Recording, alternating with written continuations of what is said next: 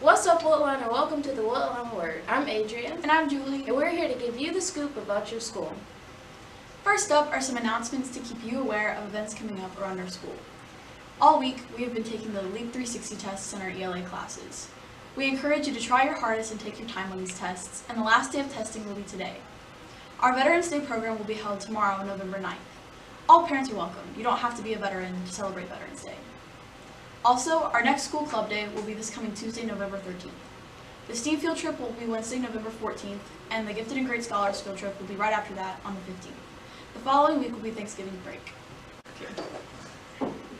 Moving on to national news, malfunctioning machines, voter confusion, and locked polling sites were among the problems on Election Day as millions of Americans prepared to cast ballots Tuesday in a midterm election, fueling an outpouring of enthusiasm and frustratingly long lines. Nick Alexander, 50, first arrived at his polling place in Snellville, Georgia at 7:15 a.m. He didn't leave until 3 hours later. The lines were very long, but had they opened up and done everything right, it would have been a breeze, Alexander said. We could get in and get out, and people can make it to work on time. Many people had to go through quite a bit of hassle just to cast their votes. In other national news, U.S. troops along with Customs and Border Protection officers have been working to secure sections of the Texas-Mexico border by laying down barbed wire fencing. President Trump, speaking at a campaign rally in Montana on Saturday, referred to the barbed wire as beautiful and said that barbed wire, if used properly, can be a beautiful sight. The barrier was installed near the Hidalgo, Texas port of entry underneath the McAllen-Hidalgo International Bridge, which crosses the river from Texas into Mexico.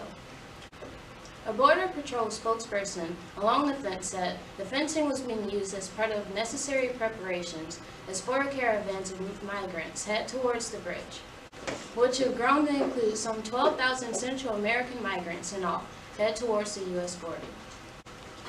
On to core values, the ones that our school encourages us to live and work by on a daily basis are respect, responsibility, courage, sacrifice, and perseverance. The core value for the current month of November is character. This means that you should always be yourself and do the things you know are right no matter what. It was Steve Maraboli who said, "The truth of your character is expressed through the choice of your actions." Moving into the weather, today a high of only 58 can be expected with a 44-degree low and no chance of rain. Also on Friday, the high is 53 with 42 as the low with a 100% chance of precipitation. And for the weekend, Saturday's high will be 46 with a low of 31, and Sunday will be slightly warmer with a high of 48 and a low of 37. Both days have 0% chance of rain.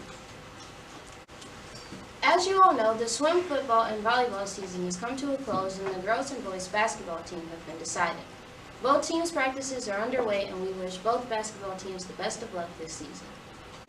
Last weekend, Alabama destroyed the Tigers of Death Valley with a score of 29-0.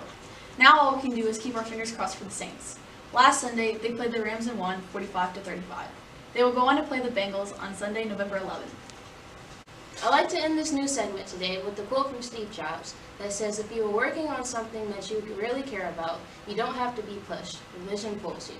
Thanks for tuning in to this edition of the Woodlawn Word. See you next time.